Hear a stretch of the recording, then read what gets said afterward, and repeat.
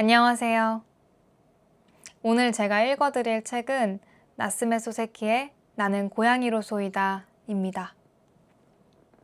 한번 읽어보겠습니다.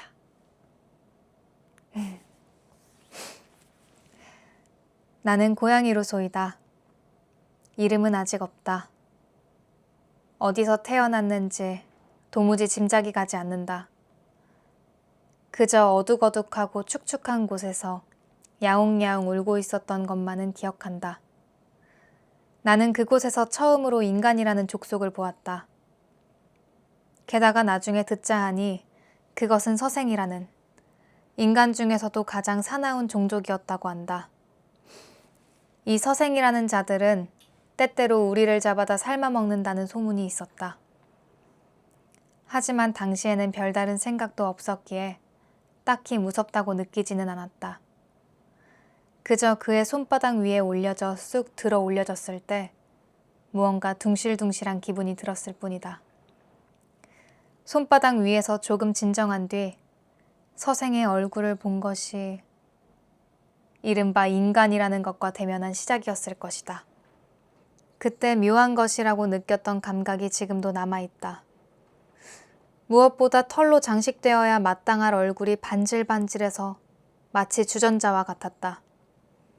그 후로 고양이를 꽤 많이 만났지만 이런 불구가 된 고양이는 한 번도 본 적이 없다. 그뿐만 아니라 얼굴 한가운데가 너무 돌출되어 있다. 그리고 그 구멍 속에서 때때로 푸푸 연기를 뿜어낸다. 어찌나 매캐한지 정말이지 혼이 났다. 이것이 인간이 피우는 담배라는 것임을 겨우 요즘에야 알았다. 이 서생의 손바닥 안에서 잠시 기분 좋게 앉아 있었는데 얼마 지나지 않아 엄청난 속도로 움직이기 시작했다. 서생이 움직이는 것인지 나만 움직이는 것인지는 알 수 없었으나 무작정 눈이 어지러웠다. 속이 울렁거렸다.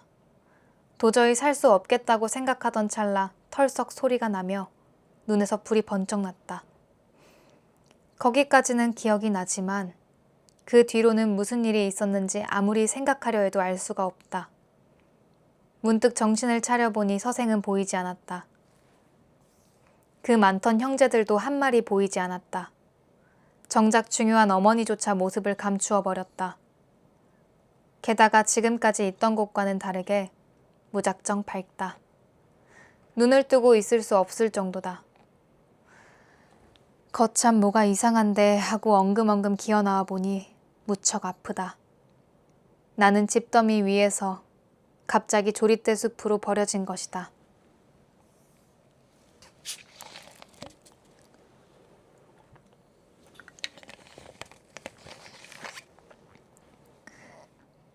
겨우겨우 조릿대 숲을 빠져나오니 건너편에 커다란 연못이 있다.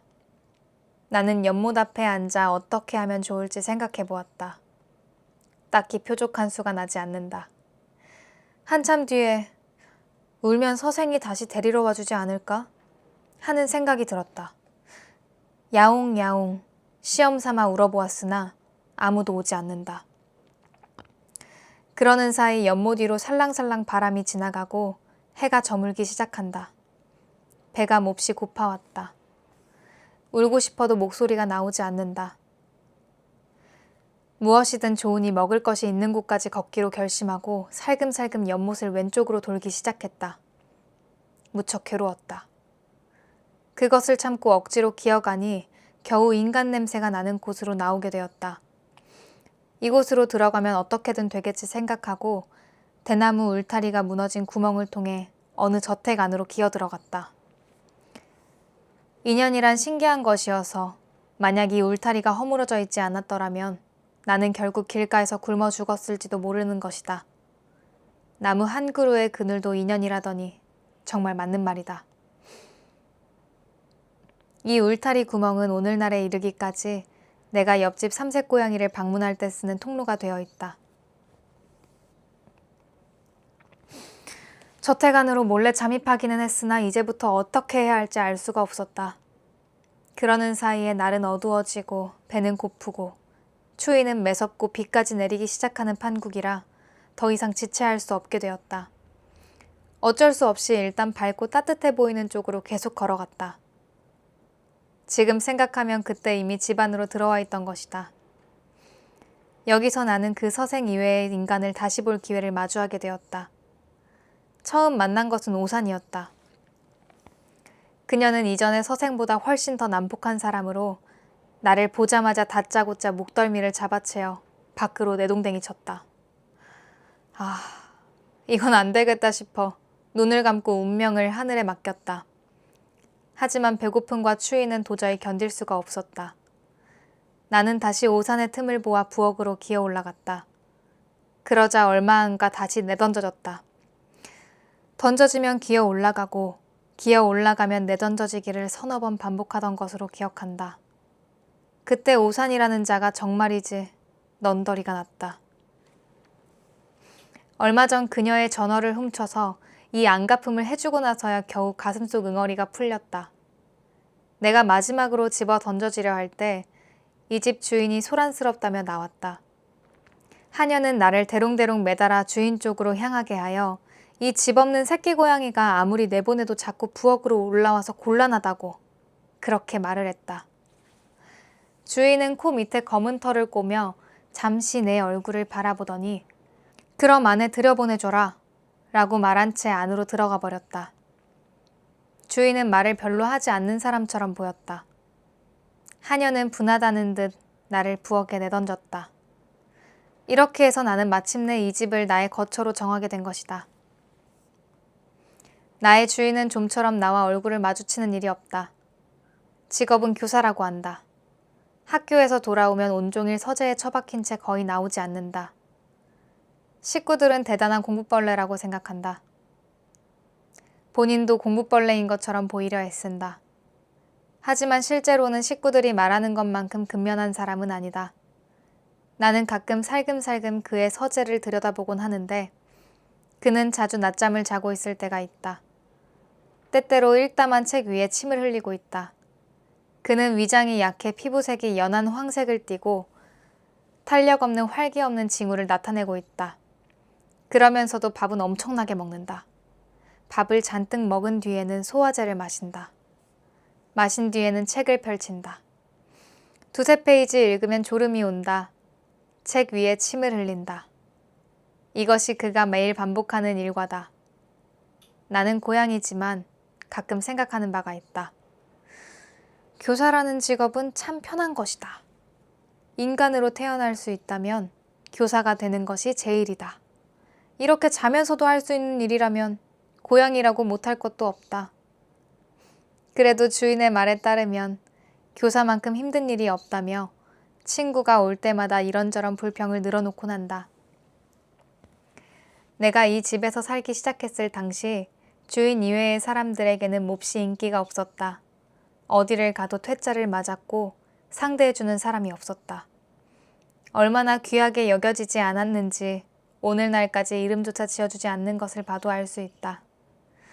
나는 어쩔 수 없었기에 가능한 한 나를 들여보내준 주인의 곁에 있으려 노력했다.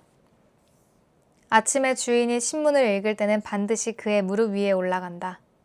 그가 낮잠을 잘 때는 반드시 그의 등 위에 올라간다. 이것이 딱히 주인이 좋아서라기보단 달리 상대해줄 사람이 없었기에 어쩔 수 없는 노릇이었다.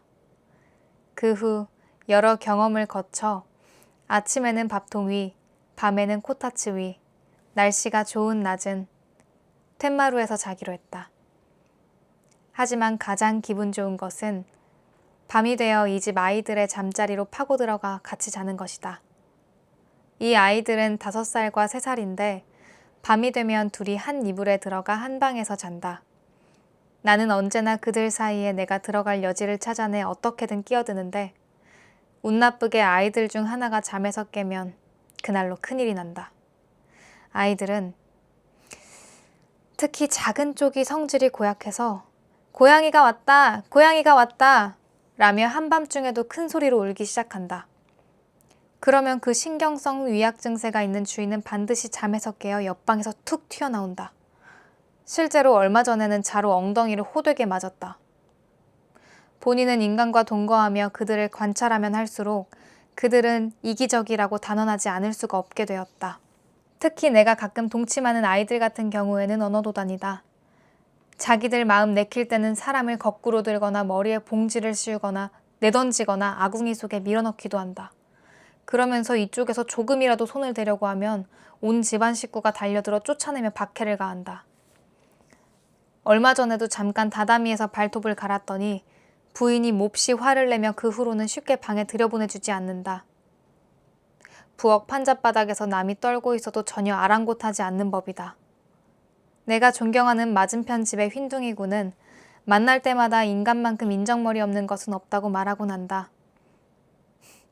휜둥이군은 며칠 전 구슬 같은 새끼 고양이 4마리를 낳았다. 그런데 그 집 서생이 사흘째 되던 날 그놈들을 뒷마당 연못으로 가져가 내다버렸다고 한다. 휜둥이군은 눈물을 흘리며 그 전말을 이야기한 뒤 아무래도 우리 고양이 족속이 부모 간의 자식 사랑을 온전히 하고 아름다운 가족 생활을 영위하려면 인간들과 싸워 그들을 소멸시켜야 한다고 말했다. 일일이 지당한 논리라고 생각한다. 또한 옆집 삼세기군은 인간이 소유권이라는 것을 이해하지 못한다며 크게 분개하고 있다. 원래 우리 동족 사이에는 멸치머리든 숭어 배꼽이든 제일 먼저 발견한 자가 그것을 먹을 권리가 있는 법으로 되어 있다. 만약 상대가 이 규약을 지키지 않는다면 완력에 호소해도 좋을 정도다. 그런데 저들 인간은 조금도 이런 관념이 없는지 우리가 찾아낸 진미는 반드시 그들에 의해 약탈당하고 만다. 그들은 그 완력을 믿고 정당하게 우리가 먹어야 할 것을 빼앗아 놓고는 시치미를 뗀다. 휜둥이는 군인의 집에 있고 삼세기는 변호사를 주인으로 모시고 있다. 본인은 교사의 집에 살고 있는 만큼 이런 일에 관해서는 2마리보다는 오히려 낙천적이다. 그저 하루하루가 어떻게든 잘 지나가면 그만이다.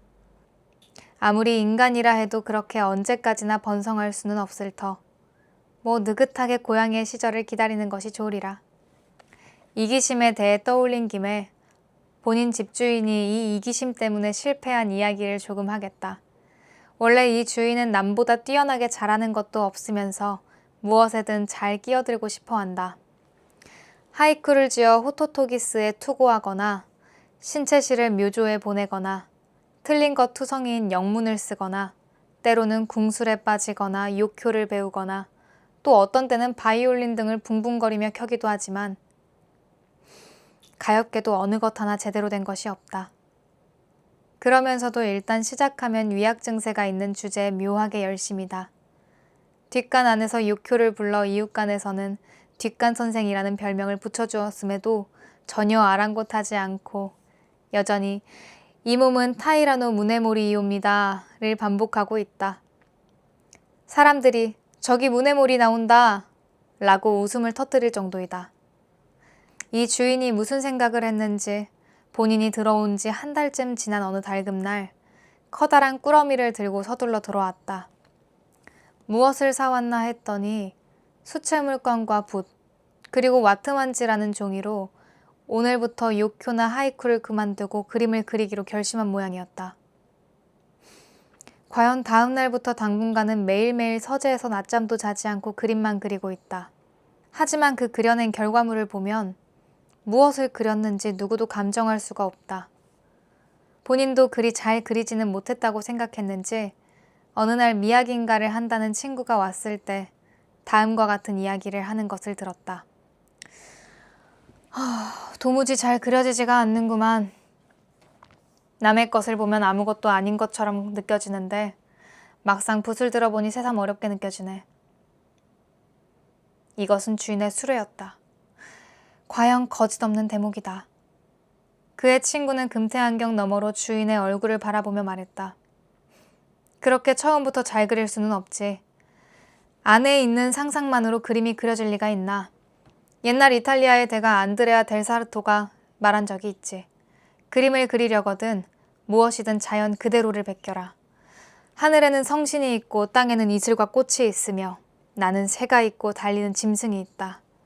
연못에는 금붕어가 있고 고목에는 겨울 까마귀가 있다. 자연은 그 자체가 한 폭의 거대한 활화이니라. 자네도 그림다운 그림을 그리려거든 조금 사생을 해보는 게 어떤가? 안드레아 델 사르토가 그런 말을 한 적이 있는가? 전혀 몰랐네. 과연 일리가 있군. 정말 그렇네. 주인은 무턱대고 감탄하고 있다. 금태 안경 뒤에는 비웃는 듯한 미소가 보였다. 그 다음날 본인은 평소처럼 툇마루에 나가 기분 좋게 낮잠을 자고 있었는데 주인이 웬일로 서재에 나와 내 뒤에서 무언가 열심히 하고 있다. 문득 잠이 깨어 무엇을 하나 눈을 가늘게 뜨고 보니 그는 여념없이 안드레아 델사르토 흉내를 내고 있었다. 본인은 이 광경을 보고 자기도 모르게 웃음이 터지는 걸 참을 수 없었다. 그는 친구에게 조롱당한 결과로 우선 손풀기 겸 본인을 사생하고 있는 것이다. 본인은 이미 충분히 잤다. 하품이 하고 싶어 견딜 수가 없다. 하지만 모처럼 주인이 열심히인 것을 움직이면 가엾다는 생각이 들어 꾹 참고 있었다. 그는 지금 본인의 윤곽을 그려내고 얼굴 근처를 색칠하고 있다. 본인은 자백하노라. 본인은 고양이로서 결코 상품의 자질은 아니다. 등판이나 털결이나 생김새나 굳이 다른 고양이보다 낫다고는 결코 생각하지 않는다. 하지만 아무리 못생긴 본인이라 해도 지금 주인에 의해 그려지고 있는 묘한 모습이라고는 도저히 생각되지 않는다. 우선 색깔부터가 다르다. 본인은 페르시아산 고양이처럼 노란빛을 머금은 연한 회색의 오칠을 한 것 같은 얼룩무늬 피부를 가지고 있다. 이것만큼은 누가 봐도 의심할 수 없는 사실이라 생각한다. 그런데 지금 주인의 채색을 보니 노란색도 아니요, 검은색도 아니며 회색도 아니요, 갈색도 아니다. 그렇다고 이것들을 섞은 색도 아니다. 그저 일종의 색이라고는 평할 길이 없는 색이다. 게다가 신기한 것은 눈이 없다. 물론 잠자고 있는 모습을 사생한 것이니 무리는 아니겠지만 눈다운 곳조차 보이지 않으니 장님 고양이인지 잠자는 고양이인지 판연치 않다. 본인은 마음속으로 아무리 안드레아 델사르토라고 해도 이래서는 어쩔 수 없다고 생각했다. 하지만 그 열성에는 감복하지 않을 수 없다. 가급적이면 움직이지 않고 있어주려 했으나 아까부터 소변이 마렵다. 온몸의 근육이 근질근질하다. 더 이상 한순간도 지체할 수 없는 상황이 되었기에 어쩔 수 없이 실내를 무릅쓰고 양다리를 앞으로 길게 뻗고 커다란 하품을 했다. 이렇게 된 마당에 이제 얌전히 있어봤자 소용이 없다. 어차피 주인의 예정은 망가뜨렸으니 내친 김에 뒷마당에 가서 일을 좀 봐야겠다 싶어 엉금엉금 기어나갔다. 그러자 주인은 실망과 분노가 뒤섞인 듯한 목소리로 "이 멍청한 놈!" 하고 소리쳤다. 이 주인은 남을 욕할 때는 반드시 멍청한 놈이라고 하는 버릇이 있다. 내 달리 욕할 줄을 모르니 어쩔 수는 없지만 지금까지 참아준 사람의 마음도 모르고 무턱대고 멍청한 놈 취급하는 것은 무례하다고 생각한다. 평소 본인이 그의 등에 올라탈 때 조금이라도 좋은 낯을 해준다면 이 매도도 기꺼이 받겠지만 이쪽의 편의를 위해 기분 좋게 해준 적이 한 번도 없으면서 소변 보러 간 것을 보고 멍청한 놈이라고 하다니 너무하다. 원래 인간이라는 족속은 자기 역량에 자만하여 다들 기고만장해져 있다.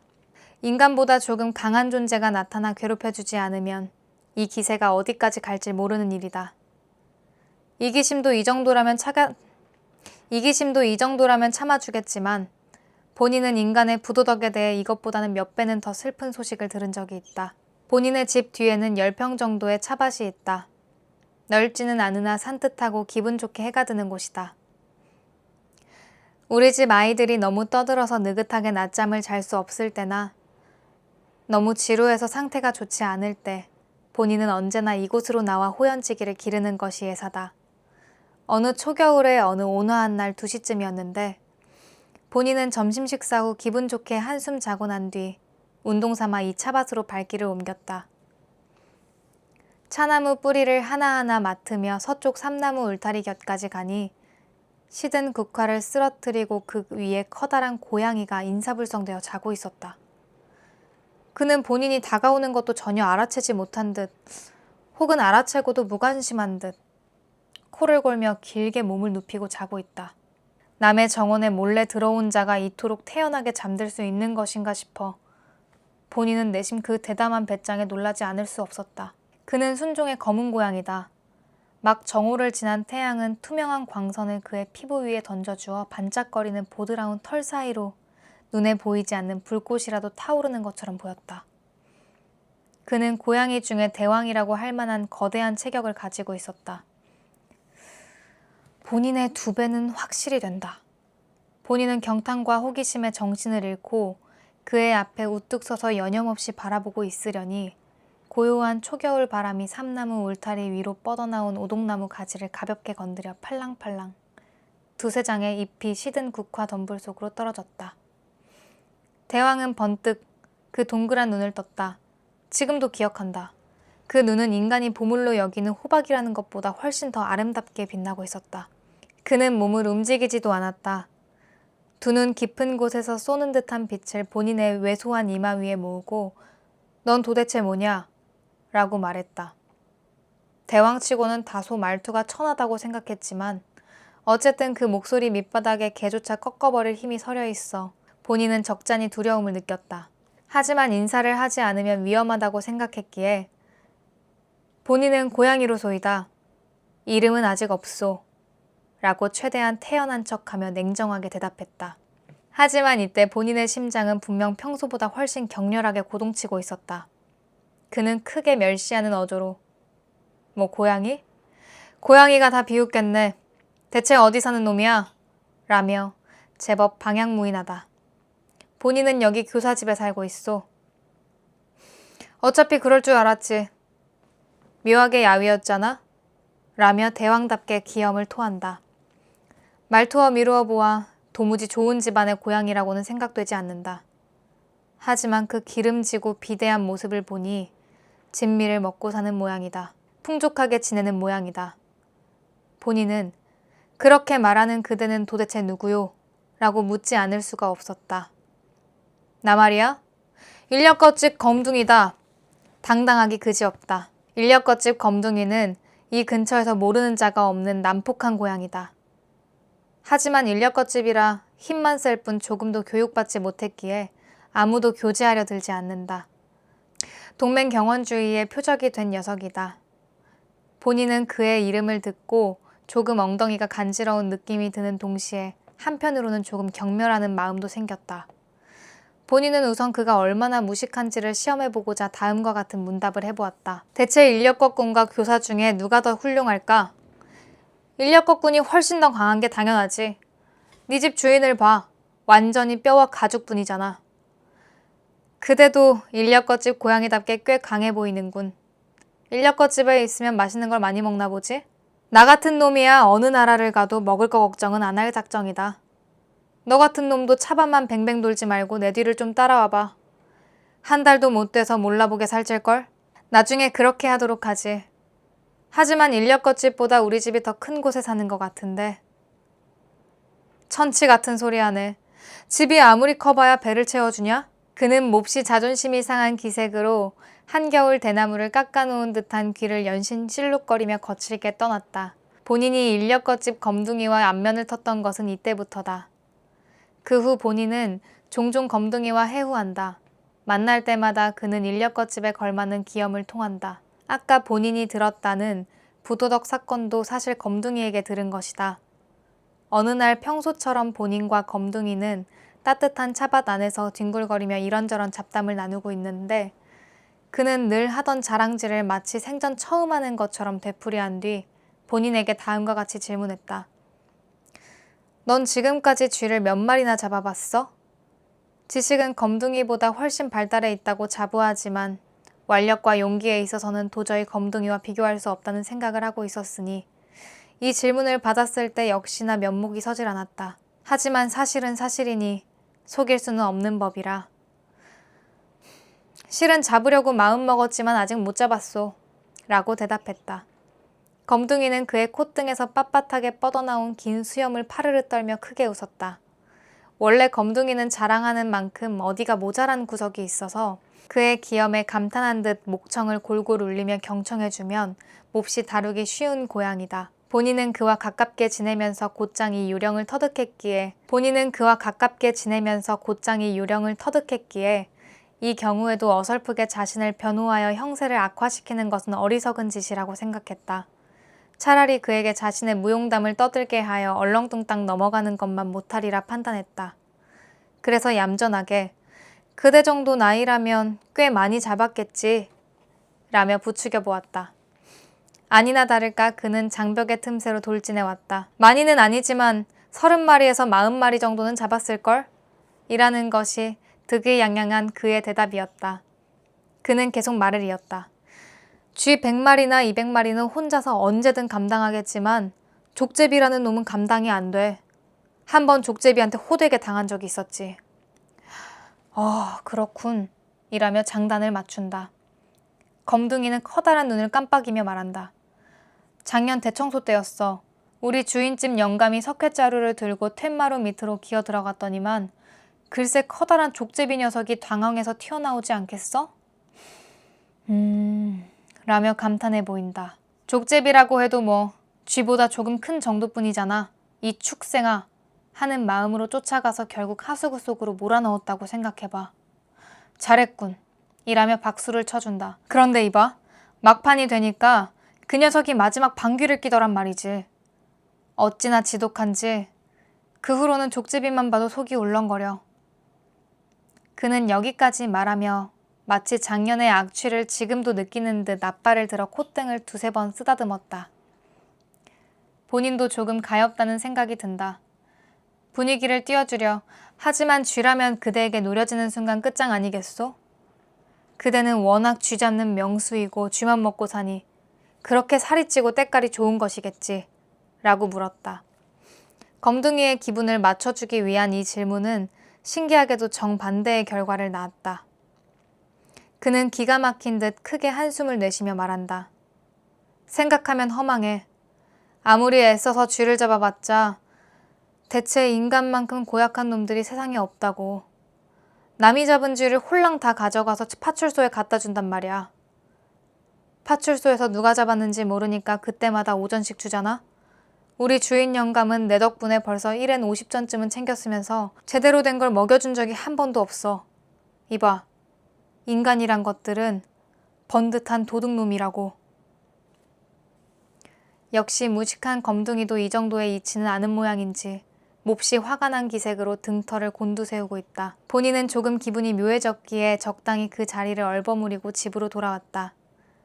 이때부터 본인은 결코 쥐를 잡지 않기로 결심했다. 하지만 검둥이의 부하가 되어 쥐 이외의 진미를 찾아다니는 일도 하지 않았다. 진미를 먹는 것보다 자는 것이 편해서 좋다. 교사집에 있으니 고양이도 교사와 같은 성질이 되는 모양이다. 조심하지 않으면 조만간 위약 증세가 생길지도 모르겠다. 교사라고 하니 본인의 주인도 요즘 들어서는 도저히 수채화에 가망이 없음을 깨달은 모양인지 12월 1일 일기에는 이런 것을 적어 놓았다. 땡땡이라는 사람을 오늘 모임에서 처음 만났다. 그 사람은 꽤나 방탕하게 지냈다고 하는데 과연 풍류객다운 풍채를 하고 있었다. 이런 부류의 사람은 여자들에게 인기가 있는 법이니 땡땡이가 방탕을 일삼았다기보다 방탕할 수 없었다고 말하는 것이 적당할 것이다. 그 사람의 아내는 게이샤라고 한다. 부러운 일이다. 원래 방탕아를 나쁘게 말하는 사람들은 대부분 방탕할 자격이 없는 이들이 많다. 또한 방탕아를 자처하는 패거리들 중에도 방탕할 자격이 없는 자들이 많다. 이들은 굳이 그럴 필요가 없는데도 억지로 기를 쓰고 하는 것이다. 마치 본인의 수채화와 같은 것이어서 도저히 졸업할 가망이 없다. 그럼에도 불구하고 자신만은 풍류객이라 생각하며 시치미를 떼고 있다. 요정의 술을 마시거나 대기소에 드나든다고 해서 풍류객이 될 수 있다는 논리가 선다면 본인도 번듯한 수채화가가 될 수 있다는 이치다. 본인의 수채화 같은 것은 그리지 않는 편이 나은 것처럼 어리석은 풍류객보다는 촌뜨기 건부석이 훨씬 상등이다. 풍류객론은 좀 납득하기 어렵다. 또한 게이샤 아내를 부러워한다는 대목은 교사로서 입에 담지 못할 어리석은 생각이지만 자기 수채화에 대한 비평만큼은 확실한 것이다. 주인은 이토록 스스로를 아는 밝음이 있음에도 불구하고 그 자만심은 좀처럼 빠지지 않는다.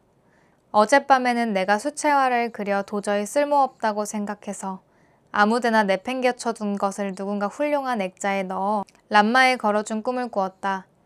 그런데 액자에 들어간 것을 보니 내 솜씨라기엔 갑자기 너무 잘 그려 보였다. 몹시 기뻤다. 이 정도면 훌륭한 것이라고 혼자서 황홀하게 바라보고 있노라니. 날이 밝아 잠에서 깼고 역시나 원래대로 서툰 그림이라는 사실이 아침 햇살과 함께 명료해지고 말았다. 주인은 꿈속에서까지 수채화에 대한 미련을 짊어지고 다니는 모양이다. 이래서야 수채화가는커녕 그가 말하는 이른바 풍류객도 될 수 없는 위인이다. 주인이 수채화 꿈을 꾼 다음 날 그 금태안경 미학자가 오랜만에 주인을 방문했다. 그 자리에 앉자마자 대뜸 그림은 좀 어떤가? 라며 입을 뗐다. 주인은 태연한 얼굴로 자네 충고에 따라 사생에 힘쓰고 있네만 과연 사생을 하니 지금까지 깨닫지 못했던 물체의 형태나 색채의 세밀한 변화 등을 잘 알겠더군. 서양에서는 옛날부터 사생을 주장한 결과 오늘날처럼 발달한 것으로 보이네. 역시 안드레아 델사르토답군. 이라며 일기 이야기는 입 밖에도 내지 않고 다시금 안드레아 델사르토에 대한 감탄을 했다. 미학자는 웃으면서 실은 자네 그거 엉터리라네. 그러며 머리를 긁는다. 뭐가? 주인은 아직 속았다는 사실을 알아채지 못한다. 뭐냐니, 당신이 연신 감복하고 있는 안드레아 델사르토 말이야. 그건 내가 잠깐 지어낸 이야기라네. 자네가 그렇게 진지하게 믿을 줄은 몰랐는데. 대희열을 느끼는 눈치다. 본인은 툇마루에서 이 대화를 들으며 그의 오늘 일기에는 어떤 내용이 기록될 것인가 미리 상상하지 않을 수 없었다.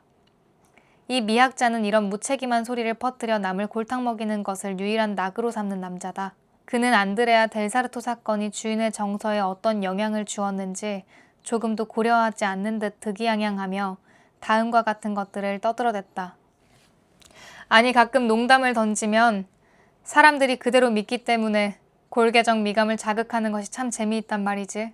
얼마 전 어느 학생에게 니콜라스 니클비가 기번에게 그의 필생의 대저작인 프랑스 혁명사를 프랑스어로 쓰는 것을 그만두고 영어로 출판하겠다고 했더니 그 학생이 또 기막히게 기억력이 좋은 녀석이라 일본 문학회 연설에서 진지하게 내 이야기를 그대로 반복했지 뭐야. 정말 우스웠지. 그런데 그때 방청객이 약 100명 정도였는데 모두 열심히 경청하더라고. 그리고 또 재미있는 이야기가 있네. 며칠 전 어느 문학자가 있는 자리에서 해리슨의 역사소설 테오파노 이야기가 나왔기에 나는 그것이 역사소설 중 백미라고 했지.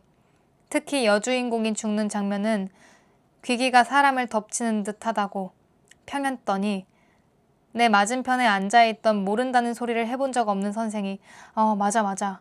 그 부분은 정말 명문이지 라고 하더군. 그래서 나도 이 친구 역시 나처럼 이 소설을 읽지 않았다는 걸 알게 됐지. 신경성 위약 증세가 있던 주인은 눈을 동그랗게 뜨고 물었다. 그런 엉터리 말을 했다가 혹시 상대방이 읽었으면 어쩌려고 그랬나? 마치 남을 속이려는 것은 상관없지만 정체가 탄로났을 때는 곤란하지 않겠느냐고 느끼는 것 같다. 미학자는 조금도 동요하지 않는다. 에이, 그때야 뭐 다른 책이랑 착각했다고 하거나 뭐라고 하면 그만이지. 그러며 깔깔 웃었다. 이 미학자는 금태 안경은 썼지만 그 성질이 인력거집 검둥이와 닮은 구석이 있다. 주인은 말없이 담배 연기를 고리 모양으로 내뿜으며 자신에게는 그런 용기가 없다는 듯한 표정을 짓고 있다. 미학자는 그래서 자네가 그림을 그려도 소용이 없다는 눈빛으로 덧붙였다. 하지만 농담은 농담이고 그림이라는 것은 실제로 어려운 법이야. 레오나르도 다빈치는 문화생에게 사원의 벽에 생긴 얼룩을 사생하라고 가르쳤다더군. 과연 변소 같은 데 들어가서 비가 새는 벽을 여념없이 바라보고 있으면 꽤 근사한 문양화가 자연스럽게 그려져 있거든. 자네 주의 깊게 사생해보거나. 분명 흥미로운 게 나올 테니. 또 속이려는 거지? 이건 확실하다네. 실제로 기발한 말 아닌가. 다빈치라면 충분히 할 법한 소리고. 과연 기발하긴 하구만. 주인은 절반쯤 항복했다. 하지만 그는 아직 변소에서 사생은 하지 않은 모양이다. 인력거집 검둥이는 그 후 절음발이가 되었다. 그의 광택이 나던 털은 점점 색이 바래고 빠지기 시작한다. 본인이 호박보다 아름답다고 평했던 그의 눈에는 눈곱이 가득 끼어있다. 특히 현저하게 본인의 주의를 끈 것은 그의 기운이 가라앉고 체격이 나빠진 사실이다. 본인이 차밭에서 그를 만난 지 마지막 날 어떻냐고 물었더니 족제비의 마지막 방귀와 생선장수의 멜빵나무에는 진저리가 난다 라고 말했다. 적소나무 사이에 두세 단의 붉은 빛을 수놓았던 단풍은 옛 꿈처럼 흩어지고 축구바위 근처에서 번갈아 꽃잎을 떨구던 홍백의 애기 동백도 남김없이 떨어졌다. 색한반의 남양 툇마루에 겨울 햇살이 일찍 기울고 찬바람이 불지 않는 날이 드물면서 본인의 낮잠 시간도 좁아진 듯한 느낌이 든다. 주인은 매일 학교에 간다. 돌아오면 서재에 틀어박힌다. 사람이 오면 교사 노릇 싫다 싫다 소리를 한다. 수채화도 좀처럼 그리지 않는다. 소화제도 효과가 없다며 끊어버렸다. 아이들은 기특하게 쉬지 않고 유치원에 다닌다. 돌아오면 창가를 부르고 공기놀이를 하며 때때로 본인의 꼬리를 잡아 대롱대롱 매단다. 본인은 진미를 먹지 않기에 딱히 살이 찌지도 않지만 그럭저럭 건강해서 절음발이도 되지 않은 채 하루하루를 보내고 있다. 쥐는 결코 잡지 않는다. 오사는 여전히 싫다. 이름은 아직 지어주지 않았지만 욕심을 내봐야 끝이 없으므로 평생 이 교사집에서 이름 없는 고양이로 마칠 작정이다. 네, 여기까지입니다. 처음 해보는 거라 되게 뭔가 많이 서툰 부분들이 많은데 그래도 편하게 잘 들어주셨으면 좋겠습니다. 안녕.